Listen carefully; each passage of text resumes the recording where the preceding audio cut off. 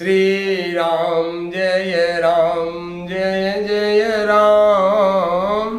श्री राम जय जय राम। मेरे प्रभु राम, हम सबके श्री राम के इस 119वें संस्करण में आप सभी का हार्दिक अभिनंदन है, हार्दिक स्वागत है। प्रिय मित्रों, रामचरितमानस का यह सुंदर सत्संग आप सभी की समस्त समस्याओं का समाधान कर देगा। आप सबके जीवन में सुख, शांति, समृद्धि, आनंद की वर्षा कराने में यह रामचरितमानस सत्संग है।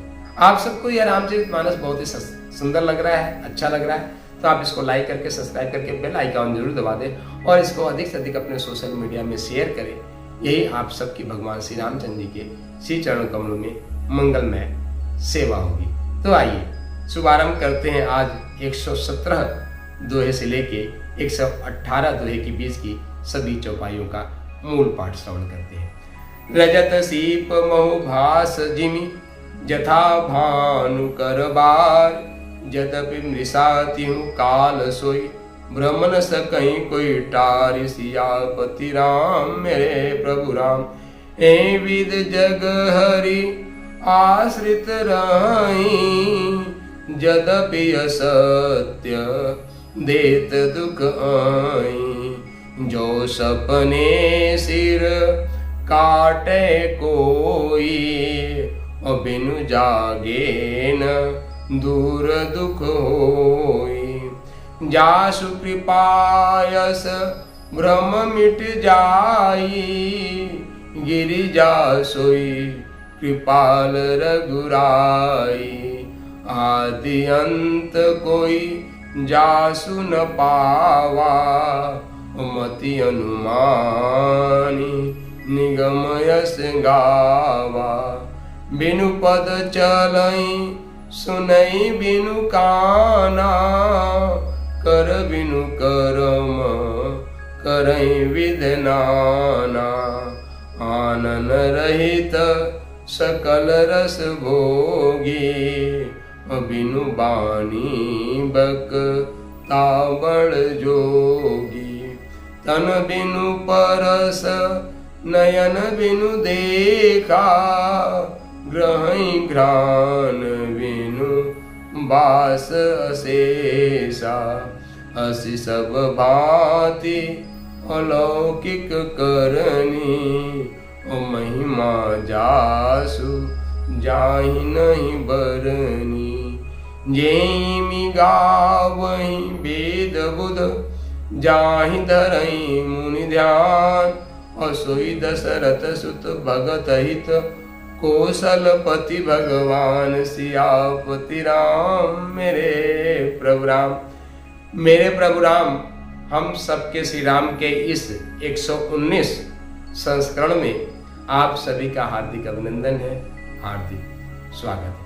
प्रिय मित्रों, आइए हम रामचरितमानस के इस सुंदर सत्संग में प्रवेश करते हैं। अब हम सब इन्हीं का हिंदी भावाश्रवण करेंगे। रजत सीप महु भास जिम जथा भानु कर बार, यद्यपि मृषा तिहु काल सोई, भ्रम न सकहीं कोई टारि। सियापति राम मेरे प्रभु राम। जैसे सीप में चांदी की और सूर्य की किरणों में पानी की बिना हुए भी प्रतीत होती है, यद्यपि यह प्रतीत तीनों कालों में झूठ है, तथापि इस भ्रम को कोई हटा नहीं सकता है। एक विद जग हरि आश्रित रहें, यद्यपि असत्य देत दुख आए। जो सपने सिर काटे कोई, बिनु जागे न दूर दुख होई। इसी तरह यह संसार भगवान के आश्रित रहता है, यद्यपि यह असत्य है तो भी दुख तो देता ही है। जिस प्रकार स्वप्न में कोई सिर काट ले तो बिना जागे वह दुख दूर नहीं होता है। जासु कृपा अस भ्रम मिट जाई, गिरिजा सोई कृपाल रघुराई। आदि अंत कोई जासु न पावा, मति अनुमान निगम अस गावा। हे पार्वती, जिनकी कृपा से इस प्रकार का भ्रम मिट जाता है, वही कृपालु श्री रघुनाथ जी हैं, जिनका आदि और अंत किसी ने नहीं जाना पाया। वेदों ने भी अपनी बुद्धि से अनुमान करके इस प्रकार नीचे लिखे हुए अनुसार के अनुसार गाए। बिनु पद चलई सुनई बिनु काना, कर बिनु करम करहि विद नाना, आनन रहित सकल रस भोगी, बिनु बानी बक्ता बड़ जोगी। वह ब्रह्म बिना ही पैर के चलता है, बिना ही कान के सुनता है, बिना ही हाथ के नाना प्रकार के काम करता है, बिना मुंह जीवा के ही सारे 6 रसों का आनंद लेता है, और बिना ही वाणी के बहुत योग्य वक्ता है। तन बिनु परस नयन बिनु देखा, ग्रहण घ्राण बिनु वास अशेषा, अस सब भांति अलौकिक करनी, महिमा जासु जाहि नहीं बरनी। वह बिना शरीर त्वचा के स्पर्श करता है, बिना ही आंखों के देखता है, और बिना ही नाक के सब गंधों को ग्रहण करता है, सूंघता है। उस ब्रह्म की करनी सभी प्रकार से ऐसी अलौकिक है जिसकी महिमा कही नहीं जा सकती है। जय इस इमि गावहि वेद बुध, जाहि धरहि मुनि ध्यान, सोई दशरथ सुत भगत हित, कौशलपति भगवान। जिसका वेद और पंडित इस प्रकार वर्णन करते हैं और मुनि जिसका ध्यान धरते हैं, वही दशरथ नंदन भक्तों के हितकारी अयोध्या के स्वामी भगवान श्री रामचंद्र जी हैं। तो मित्रों, यहाँ पे संत शिरोमणि गोस्वामी तुलसीदास जी ने बहुत ही सुंदर भगवान श्री राम की व्याख्या की है। तो बोलिए श्यामा रामचंद्र भगवान की जय। मेरे प्रभु राम, हम सबके श्री राम के इस 119 संस्करण में आप सभी का हार्दिक अभिनंदन है, हार्दिक स्वागत है। तो मित्रों, आप सबको यह रामचरितमानस का सत्संग बहुत ही सुंदर लग रहा है, तो इसको लाइक सब्सक्राइब करके बेल आइकन जरूर दबा दें और अधिक से अधिक अपने सोशल मीडिया में इसको शेयर करें। रामचरितमानस का यह सुंदर सत्संग आप सबके सभी समस्याओं का समाधान करने में समर्थ है। साथ ही यदि आप इसका आश्रय ग्रहण करते हैं तो आप सबके जीवन में सुख शांति समृद्धि और आनंद की वर्षा होने लगेगी, ऐसा यह दास आपको विश्वास दिलाता है। तो अब इन्हीं दोहों और चौपाइयों का जो यथा गति यथा सामर्थ्य जो बन पड़ता है, आप सबके श्री चरणों में निवेदन है। तो मित्रों, यहाँ पे जो प्रसंग है, प्रसंग यही है कि निर्गुण ब्रह्म परमात्मा और सच्चिदानंद घन परमात्मा में क्या अंतर है। अर्थात वह जो अव्यक्त कण कण में व्याप्त परमात्मा है, जिसको हम पूर्ण ब्रह्म परमात्मा कहते हैं, और वे जो दशरथ नंदन अयोध्यावासी भगवान श्री राम है, उनमें क्या अंतर है। तो पूर्ण ब्रह्म परमात्मा और अयोध्यावासी भगवान श्री राम में क्या अंतर है, यही प्रसंग चल रहा है। और यहाँ पे देवादेव महादेव, चूंकि यह जो पूरा प्रसंग है वह कैलाश के सुंदर वातावरण में देवादेव महादेव अपनी प्रियतमा माता पार्वती को भगवान श्री राम की कथा का श्रवण करा रहे हैं। और प्रारंभ में, कथा के प्रारंभ में ही माता पार्वती का जो जिज्ञासा थी कि पूर्ण ब्रह्म परमात्मा और भगवान श्री राम दोनों एक ही हैं, इसका ऐक्य स्थापित करने का प्रयास कर रहे हैं। यहाँ पे बहुत ही सुंदर प्रसंग देते हैं कि वह जो पूर्ण ब्रह्म परमात्मा है वह इतना दिव्य है, इतना चित्र विचित्र है कि उसके सारे कार्य इन 10 इंद्रियों के बिना होते हैं। क्या लिखते हैं, बिनु पद चले सुनहि बिनु कान। मतलब वह बिना पद के ही चलता है और बिना कानों के ही वह सुनता है ना। और कर बिनु करम करहि विद नाना, बिना हाथ के, कर बिनु मतलब हाथ के बिना ही सारे संसार के सारे काम करता है। आनन रहित सकल रस भोगी, जीवा नहीं है पर सभी रसों का, खट रसों का जो है वह भोग करता है ना। और बिनु बानी बक्ता बड़ जोगी, बाणी नहीं है, बोलता नहीं है, पर उससे अच्छा कोई वक्ता भी नहीं है, उससे अच्छा कोई वक्ता भी नहीं है। तो इतना चमत्कारिक विचित्र रहस्यमय वह पूर्ण ब्रह्म परमात्मा है ना। तन बिनु परम नयन बिनु देखा, ग्रहण घ्राण बिनु वास रसेस। वह तन नहीं है, फिर भी उसका एक विशेष स्वरूप है और बिना आंखों के भी सब कुछ वह देखता है। अंत में लिखते हैं कि अस सब भांति अलौकिक करनी और महिमा जास जाय नहीं बनी। उस पूर्ण परम परमात्मा की इतनी महिमा है कि उसको इन लौकिक वाणियों से तो गाया ही नहीं जा सकता। और ये बात यह दास नहीं कह रहे, संत शिरोमणि गोस्वामी तुलसीदास जी रामचरितमानस में लिखते हैं। और ये किसकी वाणी है? स्वयं देवादेव भगवान महादेव की वाणी, कि उस पूर्ण परम परमात्मा के बारे में कुछ कहा ही नहीं जा सकता। वह बहुत ही अलौकिक व्यक्ति और है ना। फिर भी वह इस सृष्टि के कल्याण करने के लिए, हम सबके कल्याण करने के लिए और अपने सत संकल्प के कारण समय समय पे अवतार धारण करते रहते हैं। यही भगवान श्री राम की लीला है, भगवान श्री कृष्ण की लीला है। और न जाने कितने रूपों में हम सबके जीवन में भगवान का अवतार होता रहता है। भगवान एक बार श्री राम के रूप में आए होंगे, है ना, एक बार भगवान श्री कृष्ण के रूप में आए।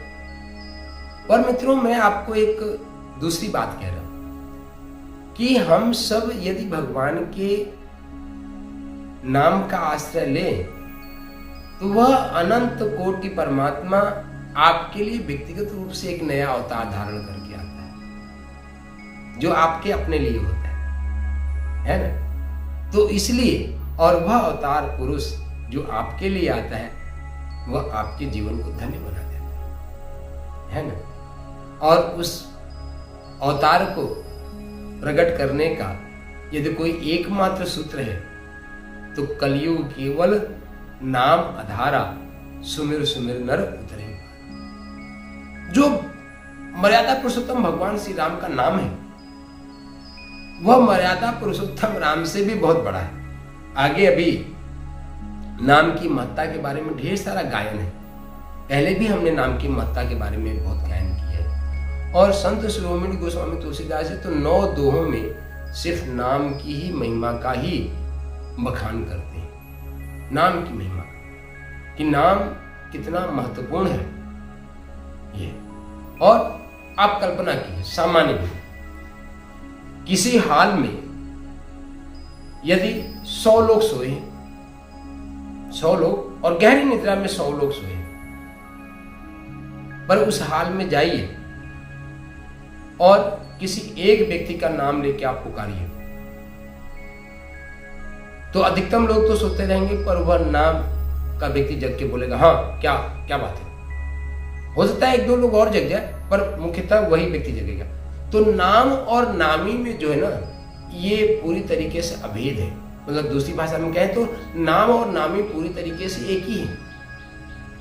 और यदि हम भगवान श्री राम, भगवान श्री कृष्ण, भगवान शिव को अपने जीवन में स्मरण करते हैं तो वह हम सबके हृदय में प्रकट होते हैं। और जब हृदय में प्रकट हो जाते हैं और आपके अंदर दीनता प्रकट होती है, आपके मन में वह प्यास, वह तड़प पैदा होती है, वह अभिप्सा पैदा होती है, तो वह आप सबके हृदय में बैठने वाला परमात्मा बाहर सगुण रूप भी धारण करके आता है। इसको इस प्रकार से आप जान सकते हैं कि संत शिरोमणि गोस्वामी तुलसीदास जी एक बार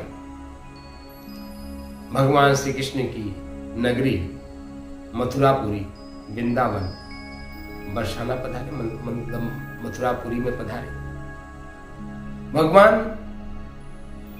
श्री कृष्ण की यह दिव्य नगरी है और संत भारत के भ्रमण करते ही रहते हैं। तो भ्रमण करते करते संत शिरोमणि गोस्वामी तुलसीदास जी आ गए।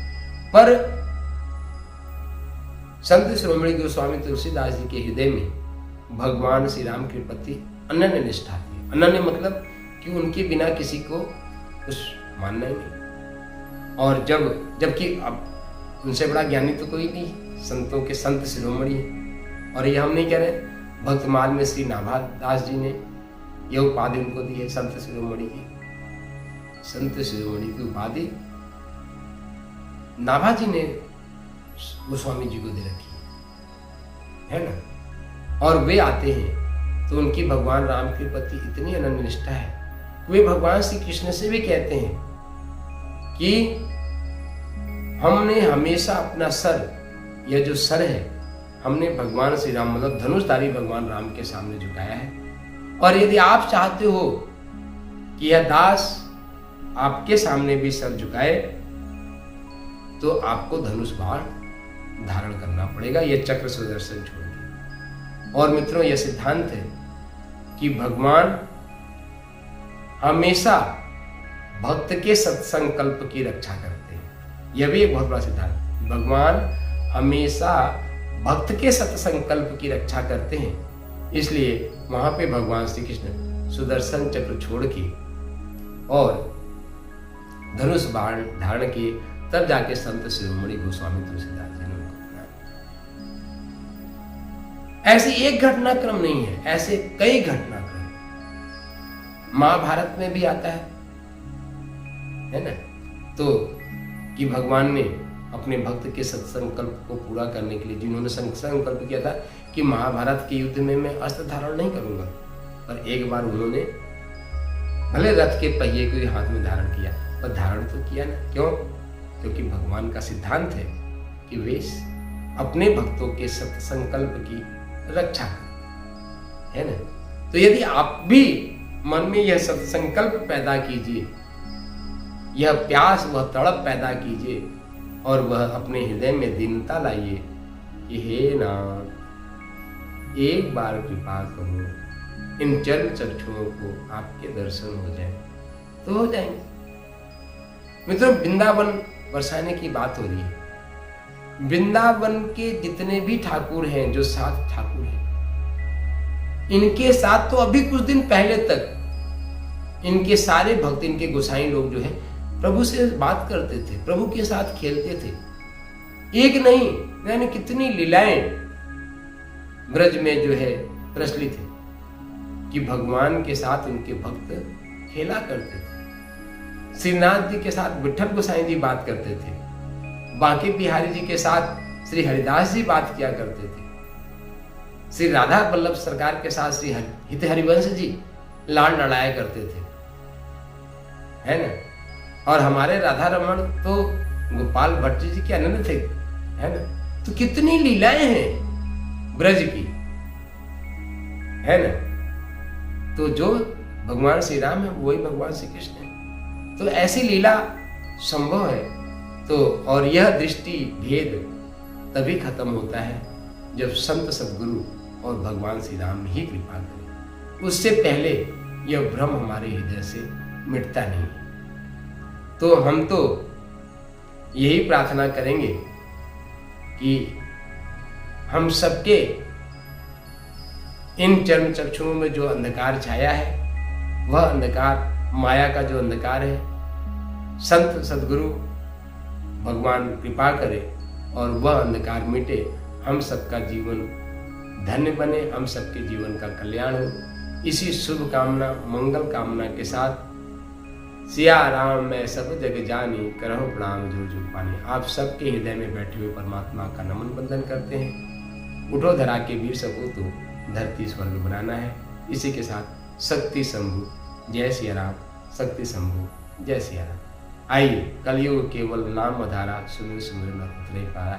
इसी भाव से कुछ पल कुछ क्षण भगवान श्री राम का संकीर्तन करते हैं। श्री राम जय राम, जय जय राम, श्री राम जय राम, जय जय राम, श्री राम जय राम, जय जय राम, श्री राम जय राम, जय जय राम, श्री राम जय राम, जय जय राम, श्री राम जय राम, जय जय राम, श्री राम जय राम, जय जय राम, श्री राम जय राम, जय जय राम, श्री राम जय राम, जय जय राम, श्री राम जय राम, जय जय राम,